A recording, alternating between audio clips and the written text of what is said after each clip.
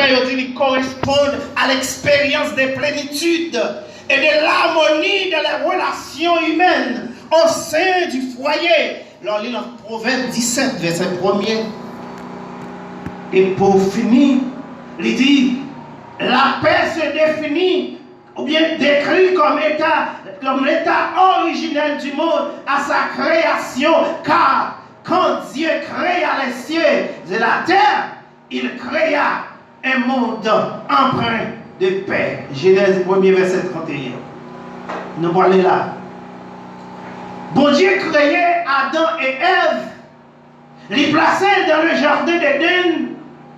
Il dit, eh bien, bout de terre ça, quand on place là, jardin ça, pour le pouvoir, pour dominer ce jardin, et tout ça qui constituait jardin, tout ça qui est dans le jardin, tout ça qui est dans l'univers là, on doit dominer. Et il portait la paix vers Adam et Ève. Parce que Adam et Ève, ils étaient pour devoir arrêter côté, bon Dieu mettez là. Et pour ne pas commettre erreur. Et puis pour le capable de jouir la paix.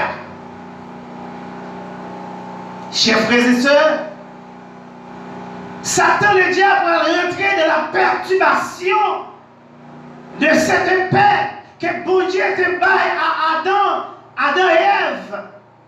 Il va rentrer, il va le faire, il va dire, parce qu'ils ont écouté la voix séductrice du serpent et mangé les fruits défendus. C'est le Genèse 9, le verset 1er à 7. Eh bien, Satan, il va tomber dans la désobéissance.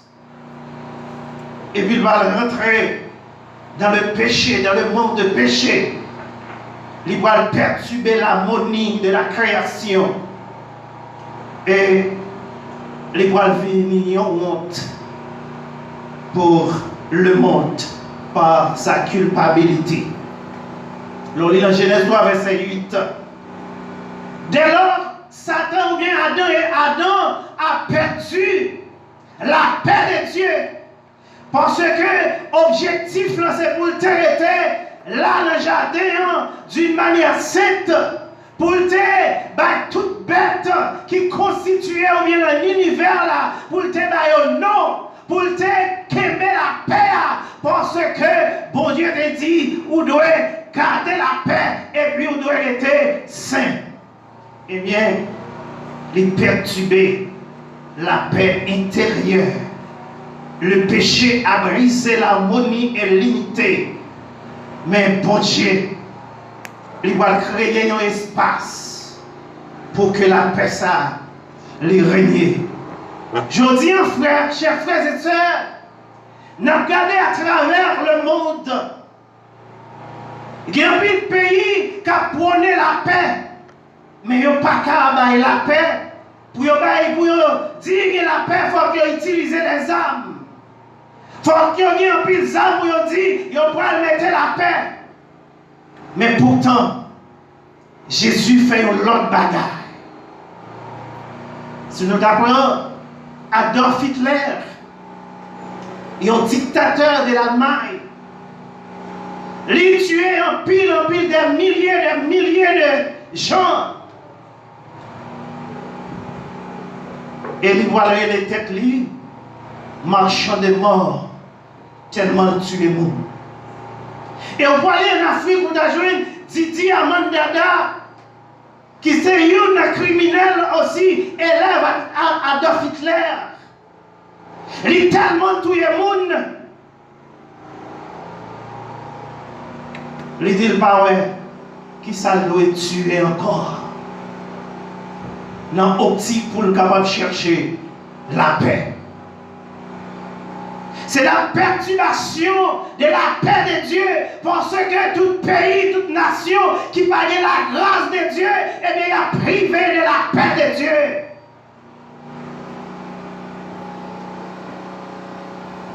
Et non seulement nous dit shalom signifie la paix,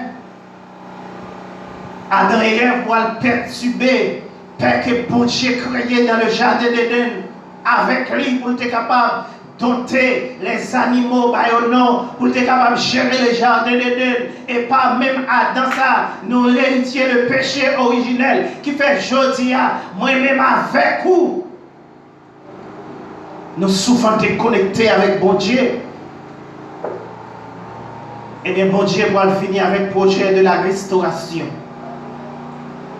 Il va venir avec le projet de restauration pour capable restaurer la vie de l'homme, pour capable restaurer l'homme, pour capable restaurer la nation.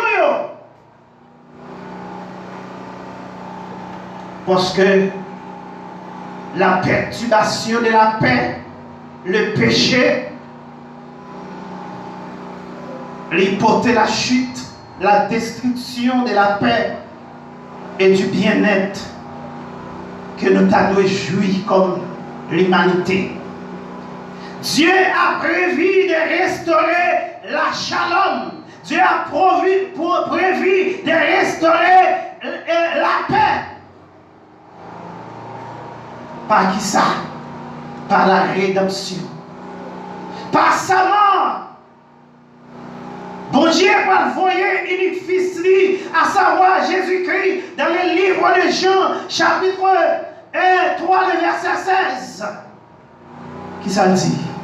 Car Dieu a tant aimé le monde, qu'il a donné son Fils unique. Il dit afin que quiconque croit en lui ne périsse point, mais qu'il ait la vie éternelle. C'est là. Mon Dieu va restaurer la perturbation de la paix. Il va restaurer la paix. Mais pour restaurer la paix, Jésus va clouer son croix. Et après 3 jours, il va ressusciter. Il y a un auteur qui est Jules César. Il dit qui veut la paix, prépare ça, la guerre. Il dit qui veut la paix, prépare la guerre. Si vous avez besoin de la paix, il faut préparer la guerre. Nèg yo utilisé en pisam. Nèg yo à travers la nation pour gagner la paix, et bien ils ont utilisé en pile armes atomiques, armes nucléaires. Ils ont utilisé toute catégorie des armes pour gagner la paix. M1, M14 pour gagner la paix.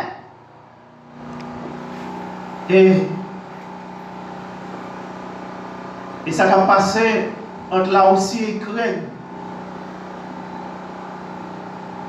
Parce que l'Ukraine fait partie de l'OTAN. L'OTAN sont une organisation qui est constituée de plusieurs pays. Et voilà, là aussi, il voit loin que l'Ukraine a tendance pour rentrer dans l'OTAN. Et là aussi, ouais, l'Ukraine va constituer un danger pour lui. Maintenant, il déclare la guerre.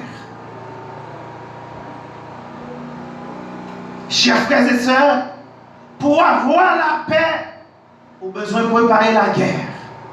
Mais Jésus lui dit, pour me donner la paix, moi je n'ai pas besoin de tuer, il n'y a pas de monde, mais moi-même, étant que Jésus, moi je vais offrir comme moi en sacrifice pour le péché de l'humanité. Chers frères et sœurs, mais quels sont les ennemis de la paix? Qui ennemi la paix nous? Matthieu. Premier ennemi la paix nous, c'est inquiétude. Philippiens 4, verset 6 à 7. Qui ça le dit? Hein? Lisez pour nous s'il vous plaît. Philippiens, chapitre 4, le verset 6 à 7.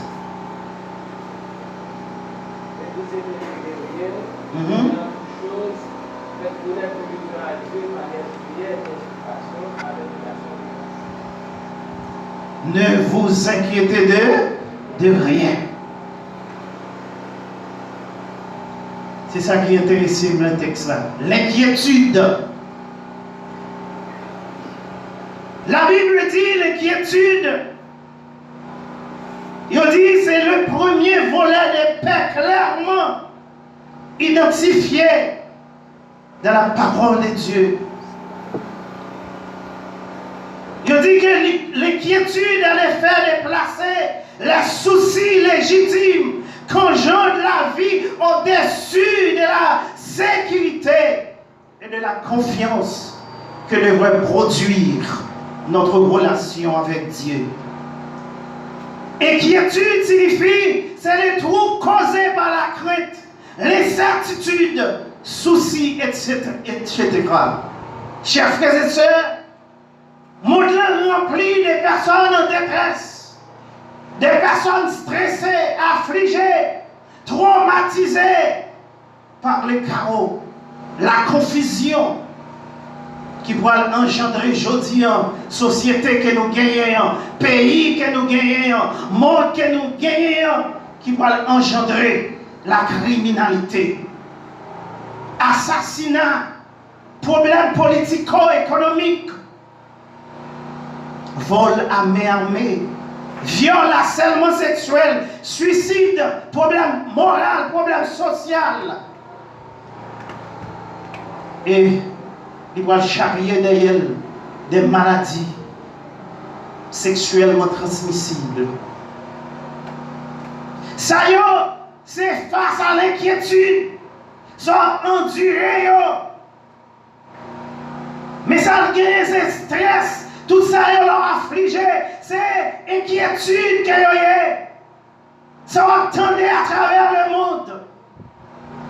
Ça va passer dans le pays. Les sujets vont inquiéter. Les sujets pour capable quitter, pour capable, au moins, pas qu'à supporter encore. Pour dire soit, on va mettre un bout de la vie. Pour dire soit, on va abandonner.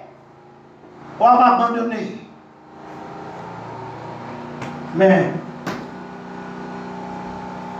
face à la situation, ça y est, bon, j'ai dit qu'au matin, on va besoin de troubler. On n'a pas besoin de problème. On a besoin d'abord vaquer à la prière. Et deuxième bagaille, qui c'est ennemi des paix, c'est les convoitises charnelles. Selon 1 Pierre chapitre 2, le verset 11. Demandez au monde capable de lire ça pour nous. 1 Pierre chapitre 2, le verset 11. C'est les convoitises charnelles. Pablier nous dit, face à l'inquiétude, selon Philippiens 4, verset 6 à 7, nous avons besoin pour nous procurer la paix. Face à l'inquiétude, nous avons 3 bagages. Premièrement, c'est inquiétude. Deuxièmement, c'est les convoitises charnelles. 1 Pierre chapitre 2, verset 11. Qui ça le dit?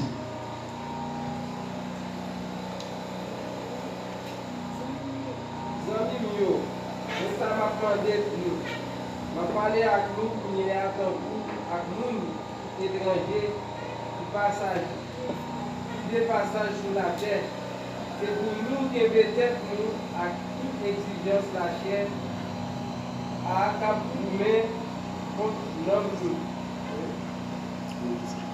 Merci. Les convoitises charnelles. Chers frères et sœurs, le mot charnel, où est les œuvres de la chair. Et on dit la chair, il sortit dans une origine grecque qui c'est sax, représente la nature humaine et ses désirs corrompus. La chair. Les convoitises de la chair. Ça fait monde l'envoyer, Joliéa, c'est parce que l'homme a abandonné la grâce de Dieu. Il a oublié la grâce de Dieu. Il n'a pas accepté le Dieu suprême dans la vie. Ça veut faire que la nation est bouleversée. Ça veut faire que la nation a des problèmes de la paix. parce que y a un problème de la conscience pour être capable de tourner face vers Jésus, pour être capable d'accepter la grâce, puisque ils n'ont pas accepté grâce là, ils n'ont pas fait la paix avec Dieu, eh bien il a privé de la grâce de Dieu.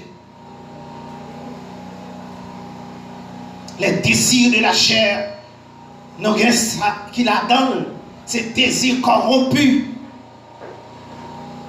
de la nature humaine.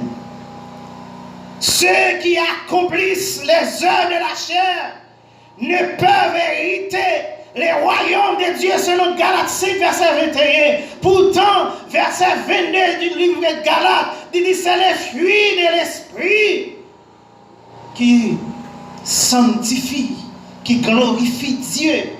La joie, l'amour, la paix, la bienveillance. Car l'affection de l'esprit, c'est la mort.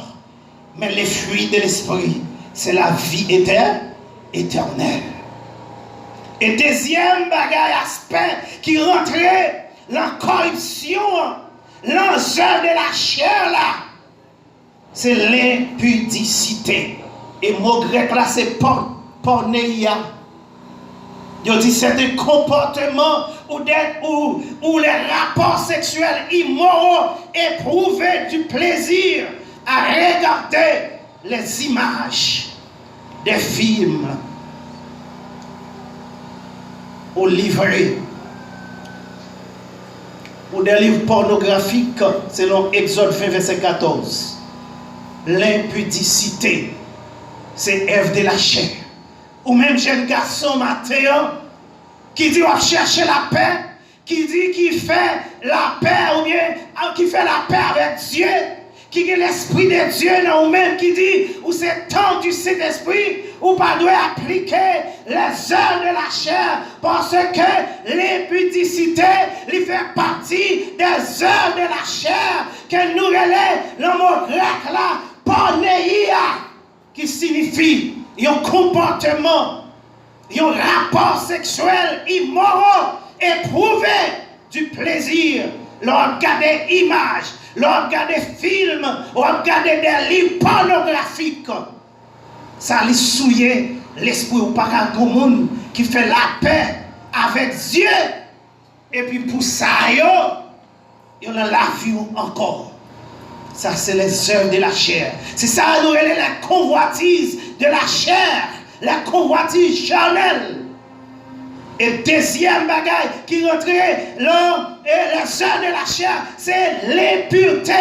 Et mon grec, ça, c'est akatasia, c'est-à-dire le péché sexuel, des œuvres mauvaises et les vices, y compris les pensées et les désirs du cœur. Éphésiens 5, verset 3. La dissolution. Dans le mot grec là, c'est azelgeia, qui signifie la sensualité, suivre les passions et ses désirs au point de ne plus les considérer comme des choses honteuses. C'est-à-dire, ou à faire l'impureté, ou la dans le désir sexuel, ou connaît le pas bon, les mauvaises, et puis on va faire action, et puis on va dormir les verres là-dedans. C'est comme si ça pas rien. Ça c'est l'impureté qu'il y a, c'est désir sexuel. La Bible ou pas qu'à un serviteur de Dieu, un servant de Dieu, ou dans l'impureté. Il y a un pile jeune garçon qui allait au marché, qui achetait des livres pornographiques pour insulter Koyo. Ça c'est un péché qu'il y a. Ou pas qu'à un serviteur de Dieu, ou bien un servant, un monde qui est dans l'église qui a servi le Seigneur, qui appelle ou bien qui fait la paix avec Dieu. Et puis, pour un comportement ça, on va regarder des films excitants, côté qui est capable d'introduire chair pour faire des dégâts.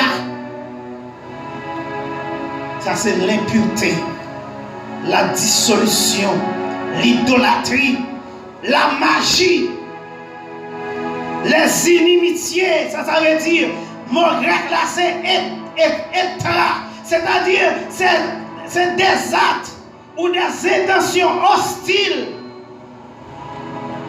violentes. Ouais, il y a des bagailles ou garder après le vin fort violent. Vous connaissez ça qui passe en Haïti? Si tu allé ou regarder des bagailles que j'aime ça, tu qu'on garder qui fait jodi, et on s'amène meilleur, on saisit ça. C'est des films de guerre.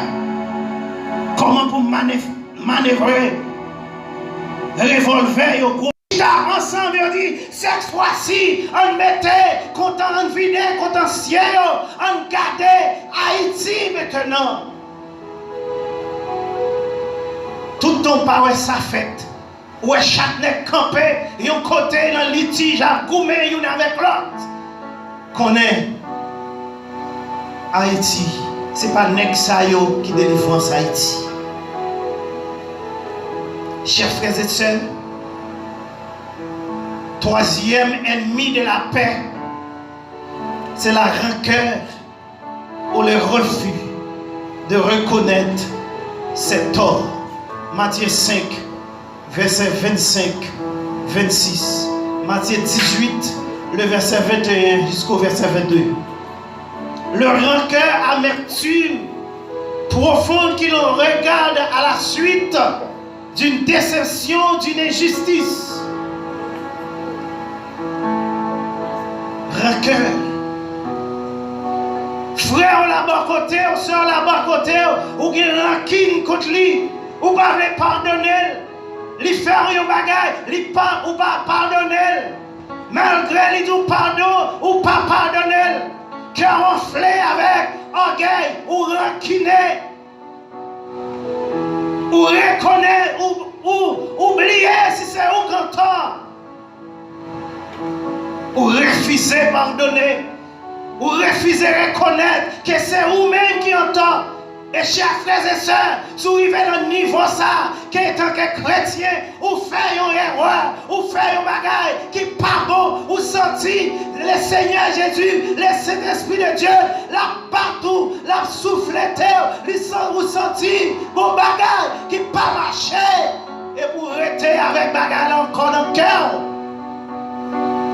Vous avez besoin pour mon Dieu faire grâce matin et pour capable de la paix de Dieu.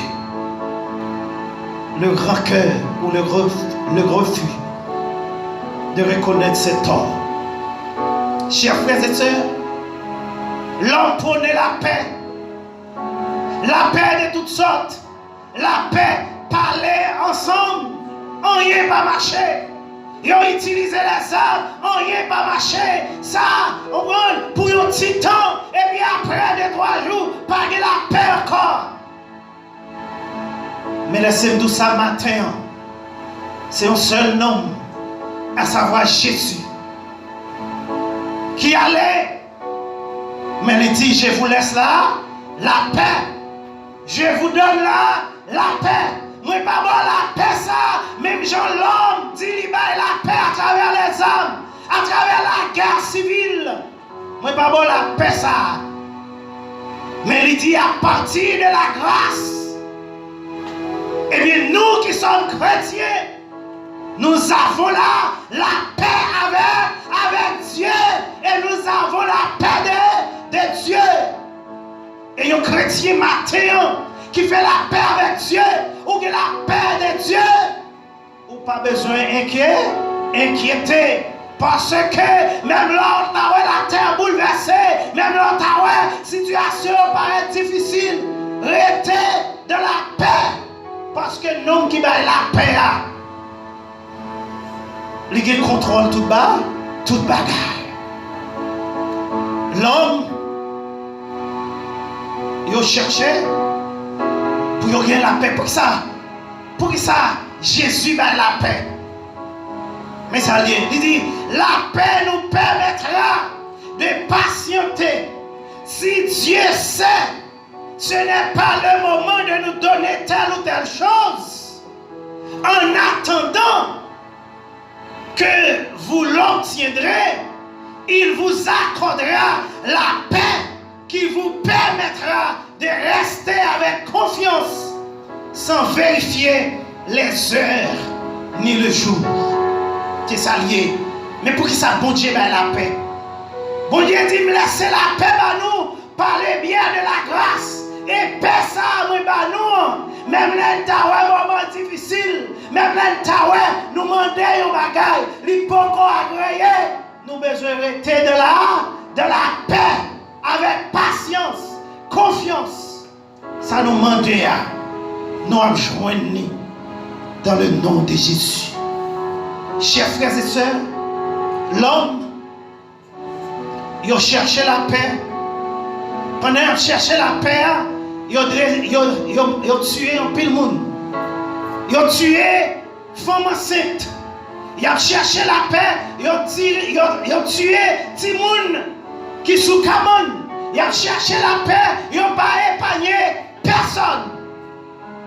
Mais bon Dieu, Jésus, il a mouru pour nous donner la paix. Il dit la paix ça, moi nous. Si nous étions dans le plan de grâce là, si nous étions de la grâce, si nous servons mon Dieu de la grâce, si nous marchions de la grâce, si nous étions affermis nous davantage de la grâce, il dit, nous n'avons pas besoin d'inquiéter nous. Premier bagage, après inquiétude, il dit, il faut que nous fuyions les œuvres de la chair. Et troisièmement, il dit, il faut que nous retirions rancune. Il faut que nous apprenions à pardonner. Et là, nous apprenons à pardonner. Ça va faire sens. Ça va prouver que nous devons recevoir la grâce de Dieu. Et nous toujours été dans la paix de Dieu. Que le Seigneur vous bénisse.